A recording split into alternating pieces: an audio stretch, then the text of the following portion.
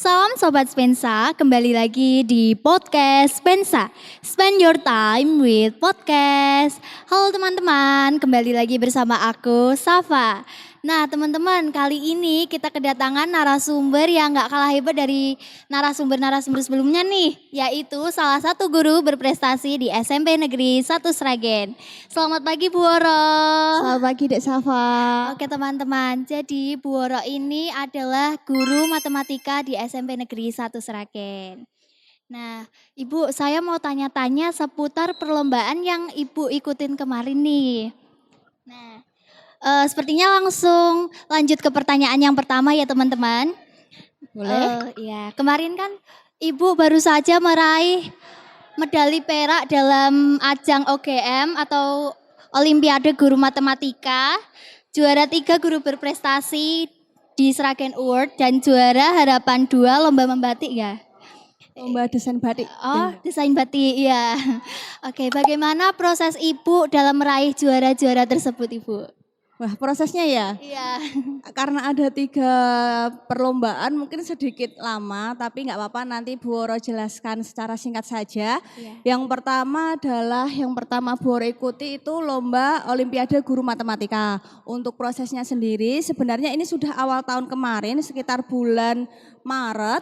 Nah itu prosesnya ada 2 tahap, penyisihan terlebih dahulu kemudian final. Seperti itu. Kemudian untuk lomba yang kedua adalah lomba desain batik Sragen. Itu juga cukup lama, ya cukup lama. Prosesnya adalah yang pertama pengumpulan desain terlebih dahulu. Kemudian karena lombanya itu kayak lomba nasional, jadi terbuka untuk seluruh warga Indonesia. Jadi kita menunggu sampai diumumkan 10 besar seperti itu. Baru prosesnya adalah finalnya. Nah, yang ketiga adalah untuk guru berprestasi Sragen Award.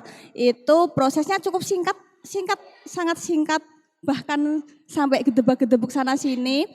Prosesnya pertama adalah pengumpulan portofolio terlebih dahulu, kemudian tes tertulis dan presentasi. Seperti itu proses secara singkatnya. Oke. Terus motivasi Ibu dalam mengikuti ajang perlombaan tersebut apa nih, Bu? Kalau untuk motivasinya sebenarnya semua lomba yang Bu Woro ikuti itu tidak direncanakan sebelumnya dan tidak Bu Woro cita-citakan sebelumnya. Jadi ada info lomba, kemudian lihat jadwalnya Bu Woro bisa mengikuti, ya udah ambil aja kesempatannya. Selama syarat-syaratnya bisa Bu Woro penuhi seperti itu. Kalau untuk motivasi yang lain, motivasinya adalah anak-anak yang di rumah maupun anak-anak yang di sekolah. Jadi karena Bu Woro mengemban tugas yang lain selain mengajar, beberapa kelas mungkin teman Safa juga pernah kayak sharing kalau sering ditinggal Bu Woro. Nah salah satu wujud wujud terima kasih ibu kepada anak-anak yang dengan terpaksa Bu Woro tinggal dikasih tugas atau belajar secara mandiri adalah dengan Bu Woro mengikuti perlombaan dan Bu Woro usahakan ada hasilnya gitu. Siapa tahu bisa membuat anak menjadi senang dan termotivasi terhadap Bu Woro seperti itu. Oke, baik Ibu. Nah, selama persiapan, bagian mana yang paling menantang bagi Ibu? Dan gimana cara Ibu menyelesaikannya? Gitu. Hal yang paling menantang untuk dari ketiga lombanya, yang paling menantang adalah melawan rasa malas. Jadi yang paling berat itu adalah melawan rasa malas. Jadi misalkan yang pertama lombanya kan terkait matematika. Terkait matematika, males nggak nih mau belajar gitu. Kemudian untuk desain batik juga sama. Sebenarnya tantangan terberatnya adalah melawan rasa malas. Jadi kayak jadi nggak nih ikut, jadi nggak nih diselesain, jadi nggak nih ngumpulin karyanya, atau jadi nggak nih ikut daftar lombanya. Jadi yang pertama melawan rasa malas untuk mengikuti perlombaan itu terlebih dahulu dan memupuk niatnya. Kadang soalnya Bu Woro itu gini, suka overthinking dan insecure gitu. Jadi kayak pantas nggak sih ikut kayak gitu, terus bisa nggak sih nanti gitu. Jadi yang dilawan adalah diri sendiri terlebih dahulu. Nah untuk mengatasi itu Bu Woro ya tarik nafas, terus coba dulu deh, coba dulu. Kalau nggak dicoba dulu nanti nggak tahu tantangan berikutnya apa dan nggak tahu bakalnya jadi seperti apa gitu. Oke, baik. Berarti yang pertama-tama tuh harus melawan diri sendiri dulu ya Bu, dari mulai rasa malas, lalu em, tadi overthinkingnya, ya, ya, dan solusinya dengan cara mencoba, ya. Oke.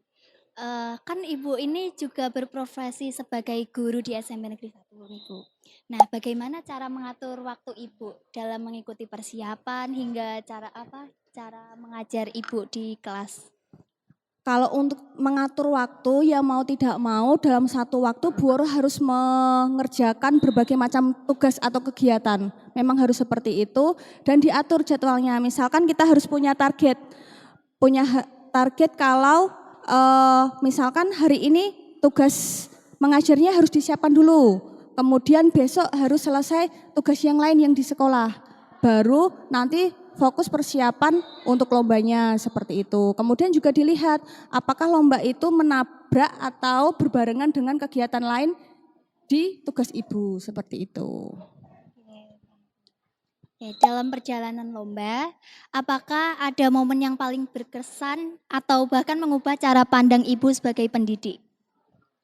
Kalau yang pertama di lomba Olimpiade Guru Matematika, yang paling berkesan itu ternyata di luar sana itu banyak sekali orang tua maupun siswa yang istilahnya gini, berusaha sekali untuk mendapatkan juara. Orang tua berkorban ibaratnya kayak memberi jam tambahan les atau yang lainnya dan apa ya, kayak gini. Kan lomba OGM itu selain tingkat guru ada tingkat siswanya dulu. Dari kelas 1 sampai SMA kelas 3 ada. Kemudian guru SD sendiri, guru SMP sendiri, guru SMA sendiri. Nah di situ Bu Oro tuh lihat ternyata di luar sana itu banyak sekali orang-orang yang berjuangnya lebih dari kita. Mereka belajar terus, kemudian ada target yang mau didapatkan. Nah di situ mengubah cara pandang ibu bahwa ternyata ibu harus selalu belajar. Jadi ketika kita tidur ternyata di luar sana itu ada yang sedang berjuang menggapai cita-citanya. Seperti itu. Kemudian untuk lomba membatik sendiri gini, jadi ketika mengikuti lomba desain batik yang berkesan adalah ketika ibu menjadi 10 besar dari 100 sekian. 100 sekian dengan basic Bu Oro matematika tapi ikut lomba menggambar, mendesain seperti itu. Yang berkesan adalah ternyata ibu diapresiasi, bisa masuk 10 besar itu ibu sudah bangga sekali. Dan waktu itu finalnya ada di Pendopo Bupati, kemudian didatangi oleh Ibu Menteri juga, jadi di situ kayak ternyata perjuangan ibu atau misalkan ikut lomba itu juga ada serunya gitu. Itu yang mengubah cara pandang ibu atau yang berkesan seperti itu. Oke, berarti setiap kita mau meraih tujuan kita perlu berjuang terlebih dahulu ya Bu. Iya. Dan yang seru juga itu yang lomba terakhir yang guru berprestasi itu juga ternyata kita harus mau mencoba dulu. Baru kita nanti tahu. Soalnya kenapa? Jadi di awal penyisihan portofolio ibu kan sudah melihat ternyata ibaratnya saingan ibu itu para senior-senior, guru-guru senior. Sudah sempat takut sendiri deh. Nah ternyata setelah dicoba, oh ternyata bisa. Jadi memang harus dicoba terlebih dahulu seperti itu.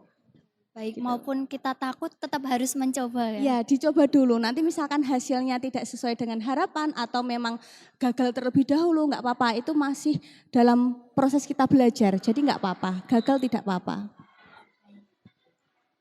Menurut Ibu, kemampuan atau karakter apa yang paling berperan hingga Ibu bisa meraih prestasi di 2 ajang besar ini? Kalau dibilang karakter mungkin belum terlalu terbentuk di ibu ya. Jadi untuk mengikuti ini yang penting mau dulu atau niat dulu, kemudian seriusin niat, kemudian seriusin semaksimalnya, sebisanya. Nah hasil itu bonus gitu. Berarti pertama-tama kita juga harus mempunyai niat ya untuk Ya, melakukan penting sesuatu. itu niat. Kami juga mengetahui Bu, kalau Ibu meraih juara harapan 2 dalam lomba membatik. Nah, dari mana inspirasi Itu utama desain batik yang Ibu kerjakan. Kalau berbicara tentang desain batik, jadi kita mengikuti lomba itu harus baca dulu petunjuk teknisnya. Yang dimau itu desain yang seperti apa. Nah, kebetulan petunjuk teknisnya itu sudah jelas sekali. Jadi yang diinginkan desainnya harus ada unsur misalkan sangirannya, kemudian mengangkat kearifan lokal yang ada di Sragen. Jadi kita apa ya istilahnya mengorek apa yang ada di petunjuk teknis, kemudian kita gali ide. Nah, gali idenya Bu Woro pertama gini, membandingkan beberapa desain yang sudah ada dulu.